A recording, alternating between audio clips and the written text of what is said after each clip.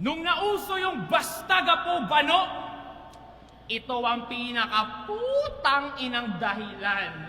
No doubt. No doubt. Pero imbis kayo ipaglaban, sumibat pa Cotabato, iniwan inyong hometown. Ngayon nagbabalik kasi advantage, gagamitin lang kayo sa showdown. Huwag ka maglaro para sa home court, maglaro ka para sa home crowd. Pero paano yung mga naiwan ni Nico sa kahihiyan at mga nabitray? Ano mang palit mo ng pangalan, you still got a lot to pay. Tandaan mong hindi pangalan tinitignan kapag usapan resume.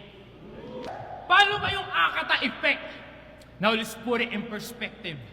Mga terminong hindi kayo pamilyar para di ganong expected.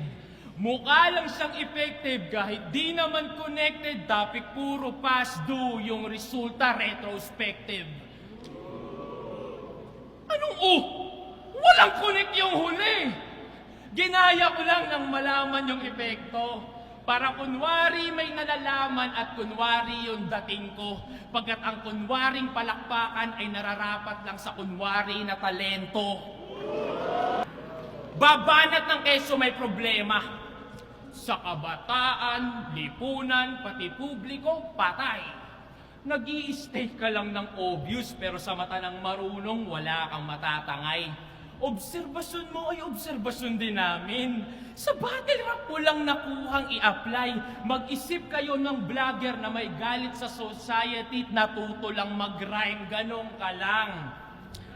Mukha lang kasing convincing kasi andyan silang setupan ay wow. Kailangan mong cheerleader? Ang titindi din ng pason? Yung pa talagang ogag na may problema din sa droga, like everyday kung magsigayon. Para yung mahinang linya ma-amplify, kailangan mong tiga-react doon, isang lulong sa substance. Sa walang substance talagang may chemical reaction. Ano ba naman?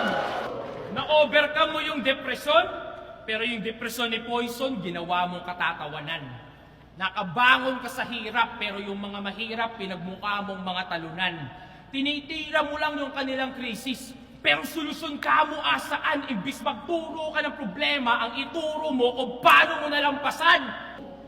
Kaya manlait na go, sabay konti na bars. Maging salbahe, although kita yung broken mong heart. Sa iyong Akata show, ako yung closing remarks. Yeah!